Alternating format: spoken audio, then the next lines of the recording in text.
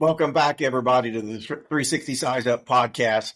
We've got some awesome guests from the fire service on today, but we really got a hot topic that we want to talk about. We want to discuss that's going to affect the whole fire service, and that's the new proposed changes to OSHA's 1910-156. Both of my guests today are very knowledgeable about the changes. They're providing comments back through the IAFC.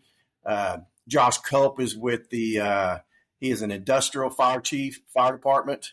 And then we also have Chief, I don't want to butcher your name, but you're on the municipal side, but you've definitely got skin in the game. And you're probably the one on this group that's probably got the most knowledge of the new changes. So I'm just going to turn it over to you and let you introduce yourself, and then we'll go to Josh. Well, Dan, thanks so much for making time and space for this topic. It really is a hot topic going on in the fire service and worthy of a lot of discussion. I think that's what we're really looking for. And I think, honestly, that's what OSHA is looking for as well. For everyone that doesn't know, my name is Matt Tobia. I'm currently the fire chief in the city of Harrisonburg, Virginia. Fire department, small municipal department in the central Shenandoah Valley. I'm currently in my 36th year in emergency services. I started out as a volunteer in Lancaster County, Pennsylvania. Spent 23 years working in Anne Arundel County, Maryland, a metro department outside of Baltimore, Maryland, before retiring from there so that I could go to work with the great folks over in Loudoun County, Virginia. And spent 4 years working in that very large metropolitan combination fire rescue system, and then finally landing here in the central Shenandoah Valley, and just so honored to be involved. I've been involved mainly on the safety, health, and survival side of fire and emergency services. I'm the former chair of the safety, health, and survival section for the IAFC, which is how I came to be nominated to represent the IAFC on the work group that was formed in 2015 to begin the process of drafting new regulations to improve safety for emergency responders. So really looking forward to being part of this discussion tonight and the effort to improve firefighter safety throughout our community. Thank you, Chief. Josh? Yep, good evening, and thanks, Dan, for the opportunity. So my name is Josh Culp. I don't quite have as many years experience as Chief Tobia, but got my start at a volunteer department in Northern Virginia in Prince William County called OWL, and was with them for 17 years. And now I'm actively running actually just north of Chief Tobia in the Shenandoah Valley as a volunteer. So it totals a little over 20 years. Municipal as a volunteer, and then professionally I am with Micron Technology, headquartered in Idaho, but our closest site to me is in Manassas, Virginia, and we've got a few U.S. locations. One's coming soon in New York, and we have global presence. And my interest to this is, of course, what we need to do at our facilities to adapt to the changes to this, help our teams that we have there be prepared to comply with the law that's coming, and potentially use it as a benchmark maybe within our company for the facilities outside of the U.S. And I don't think I mentioned I've been with them for 19 years now, all in the emergency response capacity. So thanks. Josh, you also sit on the Industrial Fire and Safety section board, so that you're providing comments back and be on the subcommittee also. Yes, sir. Yeah, I've been with Dan on the IAFC committee for a few years now. It's been so much fun, I've lost track. But and then I'd be remiss if I didn't mention my other association I'm with, which is the Semiconductor Environmental Safety and Health Association, also called SESHA, and trying to just bring a network together there as well on the industrial side to help with this. So. Thank you. I appreciate you being on here, Josh. So really what I want to accomplish this today on this podcast is just kind of give our guests just an overview of where the standard is today, the current standard, and really we don't have to pull everything out of the standard, the new proposed, but some of the big ones, because I mean, this is a big change to where we're at today, to where we're going. And and I think, Chief, like I said, you've been doing this since 2015. Me and Josh, through the IFC, we are giving comments, and we'll be on the subcommittee also giving comments back. But, can you give us just a little bit of what the IFC is doing, what our part is, where we're coming together to provide OSHA our comments and feedback? Yeah, 100%. And thanks again. I do want to provide just a little bit of a context. And I think really the first most important thing is for everyone to realize very quickly that what is proposed today is probably a minimum of 2 years away from final rulemaking. So there's going to be ample opportunity, not only for feedback and input, but there's likely to be some substantive changes that may come before the final rules are published.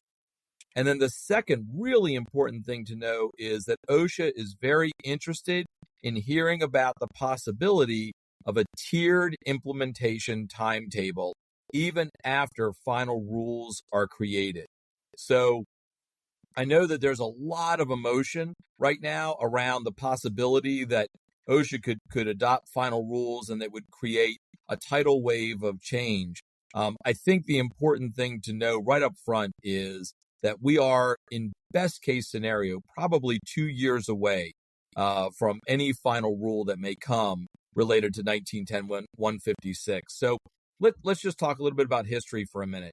In the aftermath of 9/11, several presidential directives were put forward, one of which, of course, charged all federal agencies to look at ways to improve emergency responder safety.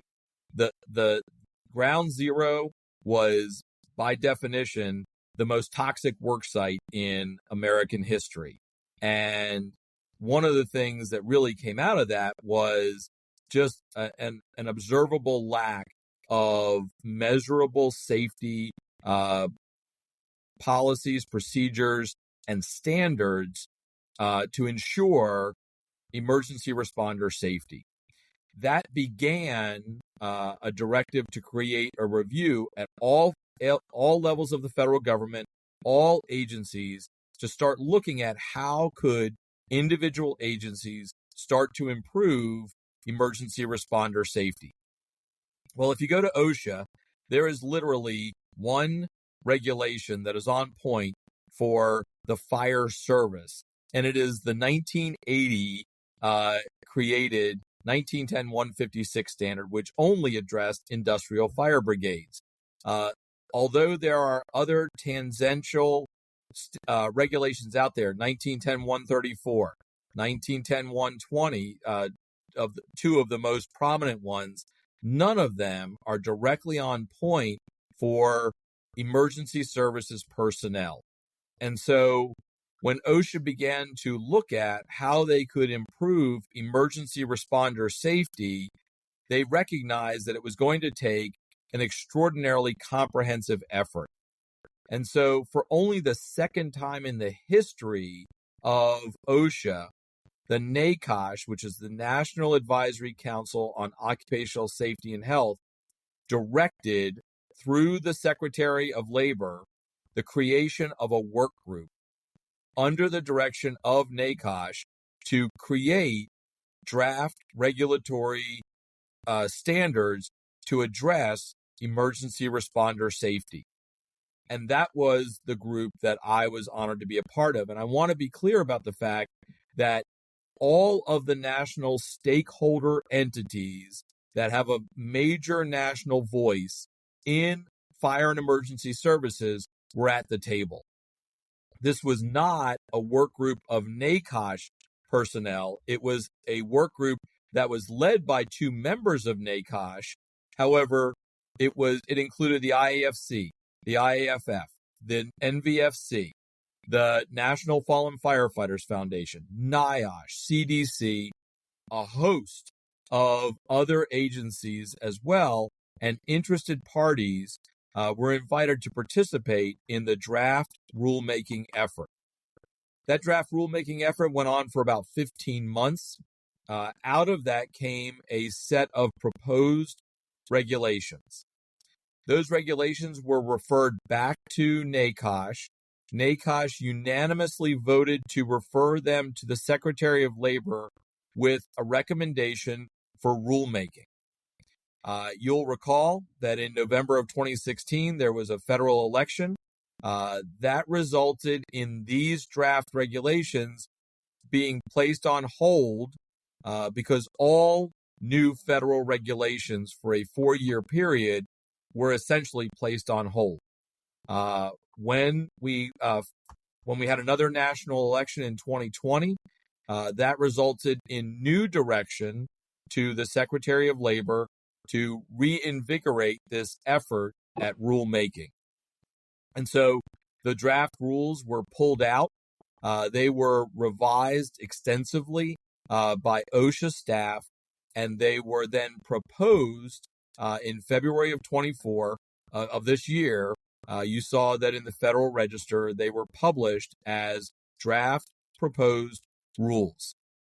And again, these are very substantial, changes to the 1910-156. So it's really worth us spending some time talking about it. But I wanted to provide a little history of how we got to where we are today. Yeah, sounds like there's a whole lot of work going on behind the scenes to where we got today. So what you're saying is line of duty deaths was really and injuries was really that's where you started, and you're working your way down. That's exactly right. OSHA really looked at, and if you look at the narrative in the Federal Register, it talks a lot about identifying preventable line of duty deaths and workplace injuries, which is, of course, OSHA's primary charge, and designed to have, that positive impact on ensuring workplace safety for emergency responders.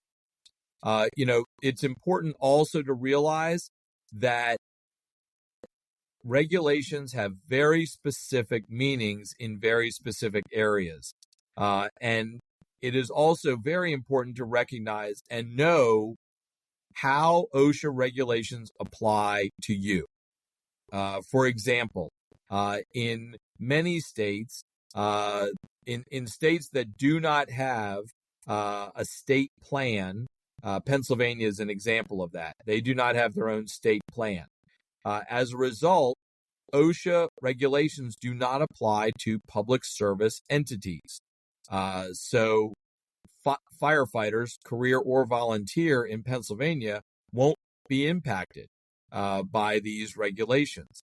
In Washington state, by contrast, which is a state plan state and does include volunteer firefighters in their definition, both public and private sector employers are impacted and will be potentially impacted by these regulations. But the bottom line is OSHA's main goal is to reduce preventable line of duty deaths and injuries.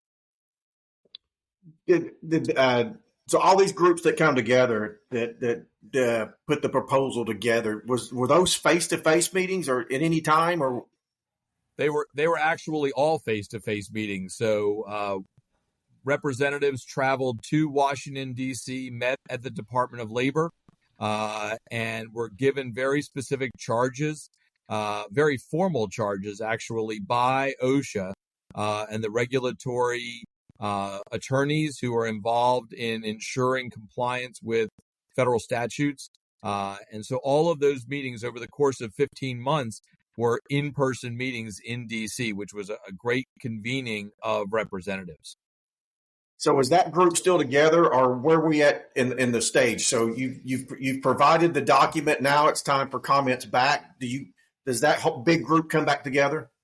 Right. So, excuse me. So that work group was concluded.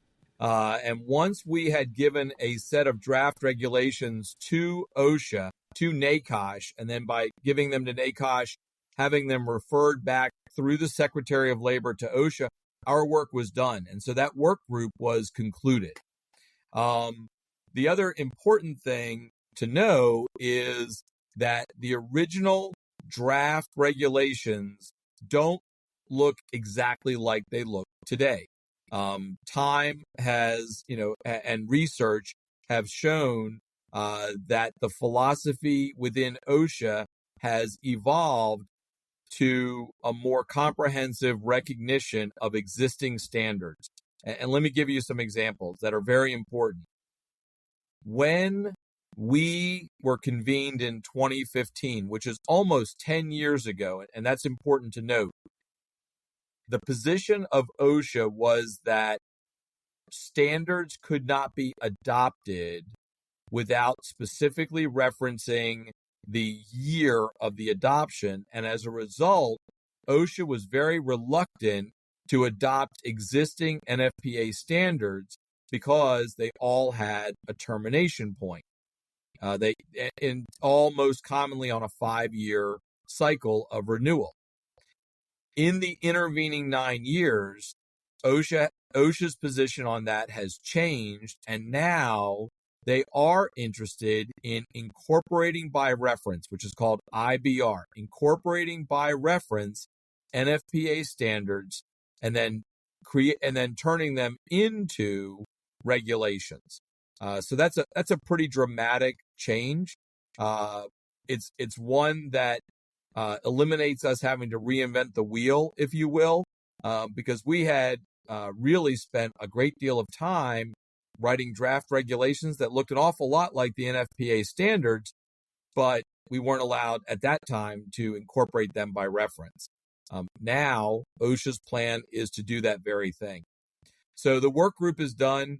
The full-time staff at OSHA are the ones who are responsible for receiving comments and then incorporating proposed changes into what will ultimately become final rules. Now, I was told, I don't know if this was true or not, but there's in the history of OSHA, there's not been this much energy, this much resources, this many groups, this many people coming together to put a standard together. Is that true? So certainly this is the most concerted effort to improve firefighter and EMS and technical rescue and emergency services personnel's safety. There's no question about that. And this really does represent the culmination of a huge amount of work on a large number of people's efforts. So, if it were identified as being the most comprehensive in the history of OSHA, I would not be surprised. Wow. So, well, I appreciate that, Chief. For a lot of information, I guess going back 10 years, a lot of work. You could probably, I'm sure, tell a lot of stories that was being told in those rooms. I'm sure there was a lot of educated people that come together to get us where we're at today. So really, one of the things I want to talk about is how the big changes that are going to affect us. I know the wording is definitely changing. Definitions are being added. We're not fire brigade anymore, 1910-156. We're going to be emergency response teams. We're going to be working emergency response employees. So can you talk a little bit about that, the verbiage? Yeah, so really important, and if you read the draft regulatory text, it goes to great efforts to define the various groups that are potentially going to be impacted. And it recognizes the difference between a municipal fire department, for example, and a workplace emergency response employer, a WEIR, and a workplace emergency response team, which could be a full-time team or it could be a part-time team where the personnel have other normal duties, but then become emergency responders when an emergency occurs within the private facility. So the really important thing for everyone to understand is that regardless of whether you are a WEIR or a WERT or an emergency services organization, an ESO, the entire regulation is based on a concept known as performance-based standards. In other words, if you work in an industrial setting and you never are going to be involved in a water rescue incident, those components of the regulations will not apply to you. If you are, for example, never going to participate in a trench rescue, those components of the regulations don't apply to you. If you are, however, going to do structural firefighting and you identify that you are going to engage in that activity, then those components of the regulations will apply to you. But it all begins with a self-assessment about what the scope of responsibilities are for the individual entity. Whether it's an industrial setting or a municipal setting, each will have the opportunity to define for themselves what services they're going to provide, scope and breadth. And that's very important, right? Because we might provide hazardous materials operations level response, but not hazardous materials technician level response. And so if we're not in that business, then we're not going to be held to that regulatory standard. So rather than being a prescriptive regulation, which says thou shalt do all these things regardless, the regulations actually focus on trying to be as responsive at the local level as we possibly can be. Me and Josh has talked about this offline. The assessment you're talking about, Chief, is that the assessment that we're talking about, the vulnerability assessment that is talked about in the standard? Yep, that's exactly right. So, and you may be familiar with the fact that the National Fallen Firefighters Foundation has had a VAP, vulnerability assessment program tool in place for several years. It's a self-guided tool. There's no cost to it, which is great. Any organization can go online to the foundation's website, access that vulnerability assessment tool, and for themselves conduct their own community risk assessment. And then out of that community risk assessment comes that next step of planning for how you're going to respond to, mitigate, manage those incidents. Good. Josh, you being in the semiconductor side of things, sticking on the vulnerability assessment, you got anything that any concerns, questions, or anything you can clarify? No, as Chief Tobia mentioned, that's obviously a very crucial part to this whole process, because that not only helps identify the risks and hazards that we need to be prepared for, but then what do we need to do to get ready for that? And my focus is always on, do we have the right training? Do we have the right equipment? Do we have the right procedures and other documentation in place to execute on those when we need to? And again, as he mentioned, there are going to be components that we're not going to ever hopefully really face, such as swift water rescue. That's just not our bailiwick. So our plan for that would be to call the experts and get their help should that happen to show up at one of our facilities. But no, that's something that I've spent a lot of time reading on in the proposed language. So pre-plans, vulnerable assessments, are those according to the standard? Are they the same, or are they two separate things now? No, pre-planning, my read of it is that pre-planning is different than vulnerability assessment, right? So vulnerability assessment is identifying those, the risk and the likelihood of an event occurring within your facility or within your community, and then developing emergency response plans around the vulnerability assessment. So it's risk and risk consequences, right? What's the likelihood of something happening and what's the consequence of something happening? Then building response plans around that. The pre-planning component is what you and I would commonly talk about in pre-planning for an emergency event, right? So if we know that a particular component of a facility might be at risk for an event, we pre-plan how we might react to that specific event within that facility or within that community. So those are two different things. What also really is fairly universal in the in the proposed regulations is compliance with some type of national incident management system, right? Some recognized incident management structure so that even if you are calling in specialized resources, you're already operating in a standardized, structured way so that cooperating agencies can integrate into your incident and do so fairly seamlessly. There's also an expectation of the creation of a risk management plan. So, things that in reality, things that the industrial side does extremely well is an area that the municipal fire service is probably going to have to catch up on. My experience in cooperating with industrial facilities is that they have immensely detailed risk management plans, and they have very, very, very capable risk managers. That's not something that municipal fire services typically have on staff. Now, all of us are risk managers, but we don't necessarily have that subject matter expertise. So that's an area where the industrial world is actually going to be out in front of us on this topic. Yeah, and I can tell you the reason why. And Josh, I'm sure you can back this up. Private industry is a for-profit. The industrial side is for-profit. So if there's any breakdown within the system, people may lose their jobs, or the company may not open back up. So all those, process safety, environmental health and safety, all those are coming together. So that's the reason that I think the industrial side's got that down so good, is because we don't want to stop operations because it affects the business, the bottom line.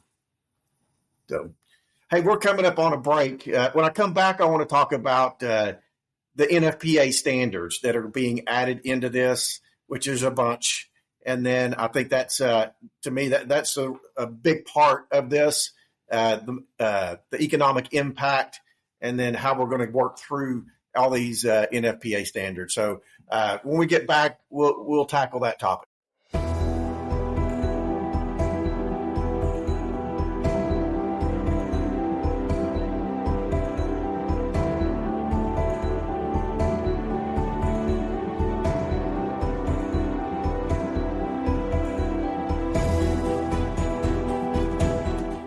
Fire weaknesses. Hey, we're back. Discussing our topic, 1910-156. Want to jump straight into the NFPA standards, which, in my opinion, on the industrial side, and Josh, you can, I think you agree with me on this. This is the big part of the change to 1910-156, where they're adding in 21, I believe 21 new NFPA standards, and 14 are referenced. Chief, if you don't mind, let's tackle some of those, what we think are the big ones, and how they're going to affect the industrial side and also the volunteer municipal side. Yeah, sure. Thanks so much. And it really does warrant a careful reading. And the other thing that I do want to talk about is that the IAFC is very serious about ensuring that all comments regarding the proposed regulations are not only captured, but are communicated back to OSHA. And so as we walk through this, I just want to point out that the IFC has retained a law firm to work with them to ensure that all of the sections and divisions and committees in the IFC have an opportunity to weigh in on these proposed regulations and make sure that our voices are heard. So really an important thing. But, let's talk about a couple of those. So, one that I know is always prone to draw a lot of attention is, for example, 1582, which is the medical evaluation standard, the requirement that personnel undergo a medical evaluation on an annual basis to ensure that they are fit to perform the rigors of emergency services within the community or in the workplace. One of the things that OSHA has gone to great lengths to identify is to ensure that there's language in there that is not going to put that responsibility on the emergency responder, but is going to be something that is going to be required to be carried by the employer or the emergency services organization that, supports those emergency responders. So that's certainly an area of concern. I can tell you, in my time in the fire service, we've implemented NFPA 1582 physicals in organizations where there weren't any before. And although there is tremendous concern about the possibility of individuals no longer being permitted to serve as emergency responders, my lived experience in two metro combination fire departments has been that 99.9% of emergency responders are able to either pass the physical outright, or they have a correctable medical condition that allows them to continue to serve their communities. And so while I know that there's a lot of concern about that, I also know that the leading cause of death for all firefighters is cardiovascular incidents within 24 hours of responding to a call. Cancer is, without a doubt, one of the biggest emerging topics in emergency services community. And frankly, mental health is also an area of growing concern. And, we need emergency responders to care as much about their own health as we as leaders do about their health as well. So that's one example. Another example is NFPA 1710 and NFPA 1720, which talks about the formation and deployment of emergency service organizations. One of the things that I know the IAFC is likely going to have concern about is the prescriptive components of those standards that talk about minimum staffing levels. And and also talks about the assembly of an effective response force within a certain amount of time. What I think we want to make sure that we're communicating is that type of formulaic prescriptive regulation doesn't serve well across the myriad tapestry of the United States of America. So we would want the flexibility to have each entity for themselves identify the amount of time that they want to assemble an effective response force, and then meet that standard for themselves, as opposed to meeting all of the components of 1710 or 1720. And I think the OSHA is very open to hearing about specific line items in the body of the standards that warrant careful consideration. So going back to the 1582, on the industrial side, when you join the fire brigade, then you have to be you go through medical and you get cleared. 1582 is a much bigger. That's a program. So that standard, and so that will definitely be a big one for the industrial side of things, not just being cleared, but just what you named off, the mental health, a program, so to speak, if to get you on the brigade if you can't pass your physical. So those are definitely some big changes. To me, the officer. So for 1910-156, for the industrial leader, they have to be trained above than what a firefighter is. It doesn't go into detail. It doesn't reference any NFPA standards.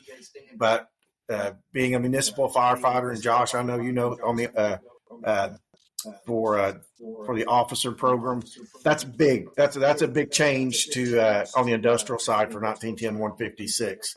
So I could go through a long list of them, but those are two big ones that jump out. For the standards, Chief, when we do in our vulnerable assessments, wildland firefighting, if our plants are surrounded with concrete and there's no chance of us ever, have to fight any wildland firefighting, how does an organization address that? Yeah, it's really very simple. That particular component won't apply because it's not going to be in your vulnerability assessment. So when you're going through your comprehensive vulnerability assessment, and you're in an industrial area where there's literally no wildland urban interface or wildland risk, that component, that standard would simply not apply. That's where their performance-based regulations are so valuable, because it is not a one-size-fits-all, you have to comply with all components. It is define what you're going to provide and then meet those regulations. Josh, is there any of these standards that on the semiconductor side in your organization that jumps out at you? Yeah, going back to the medical. So, of course, we are engaged with everything to comply with respiratory protection and doing the medical clearance to do that. Some of the stuff that stood out to me in the proposed language, actually a person can be cleared medically, but they are seeing where that individual may not physically be able to perform the job. So getting into some of that assessment, either pre-employment or on some kind of frequency where a person is evaluated whether they are physically able to perform the duties or tasks related with their job, was something that caught our eye, that I'm working with a consultant on to make sure that we implement appropriately, as again, the physical ability testing that you see in the fire service, we can't just copy that into the private industry, because pulling a hose line might not be something that we do, or ascending a ladder, that kind of thing. So we want to make sure that that's fair to the people that are going to have to go through that. And then, as Dan said, we're good at doing the risk assessments and all of that, but NFPA is a whole new can of worms for us that we're going to have to get familiar with, as we always had our sights set on OSHA compliance, and now we're going to have to, through the IBRs, have to be familiar with NFPA too. So.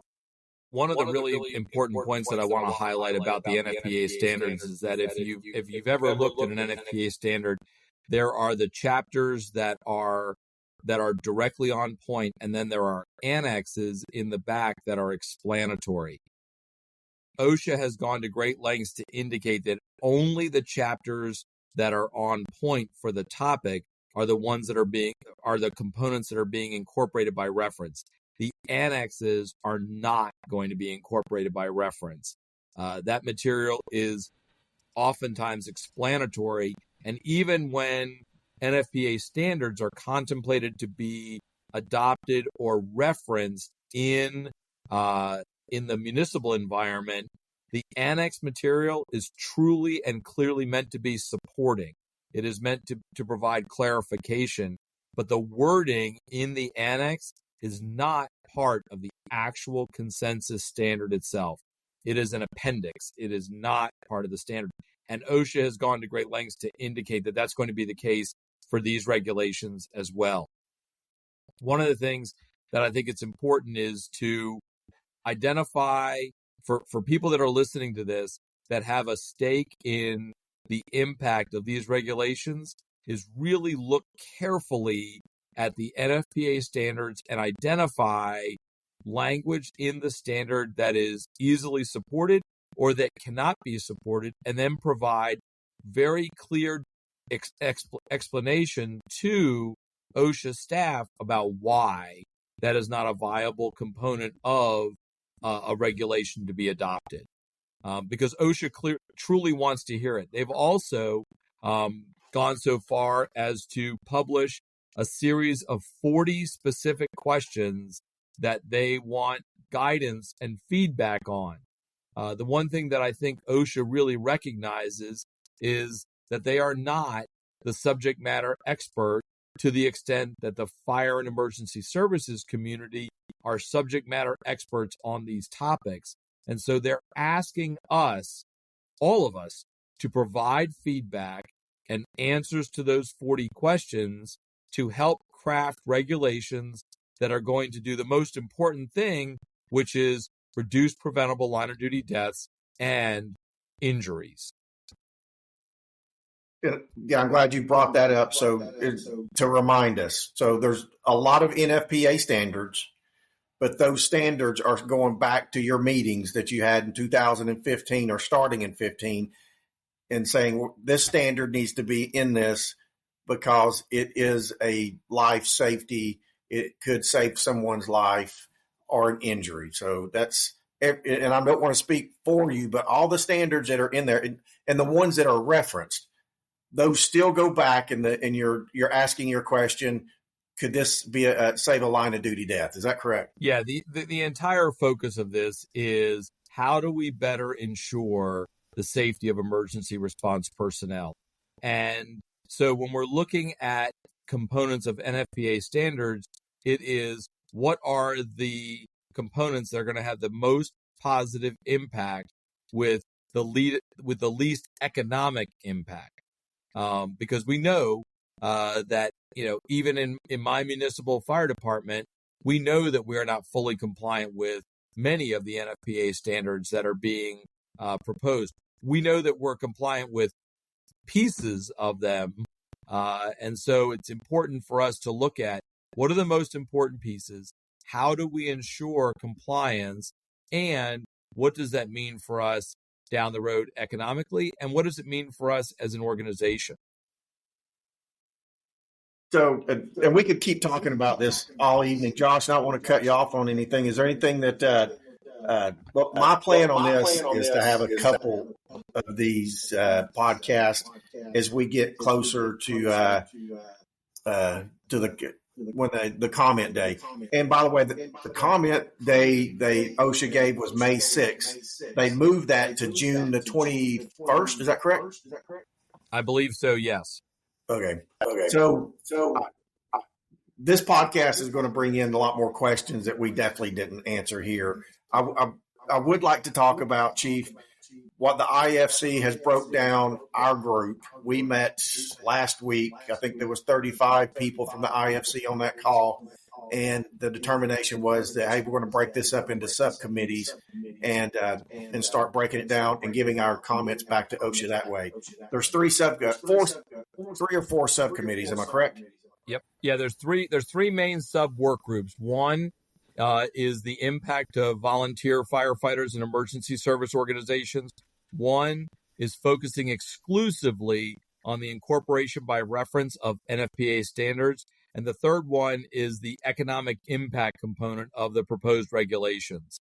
And then the IFC has also assigned all 40 questions to specific sections and divisions within the IFC to provide feedback and answers to those questions. So not only are there three work groups that are focusing on the components of the standards or regulations that we're talking about, there's also a commitment to providing feedback on those 40 questions. And then after the IFC assembles all of its comments and submits those in writing, there's then going to be public hearings. So the OSHA is already planning for all of the major fire service entities to come and give live testimony, submit follow-up written testimony, and any additional supporting documentation that they think OSHA should consider as it contemplates these new regulations. So there's going to be ample opportunity for continued engagement. And I just want to hop on there, Dan, that that's where we're spending a lot of our time. My employer is, we've of course become familiar with the proposed language, but then what are our answers to the questions that might affect us? So we're spending most of our time looking at what questions we think are applicable to us and what our answers would be to those. We honestly, right now, we don't have many comments on the language itself, but I would add for anybody watching or listening that while all comments are going to be looked at and heard, it would go further if you could add a reference to support your position if you are against something in the language, just to help back up what you're recommending. So we just scratched the surface on this topic today. Subscribe to the 360 Size Up to get more information on this topic as we bring it to you.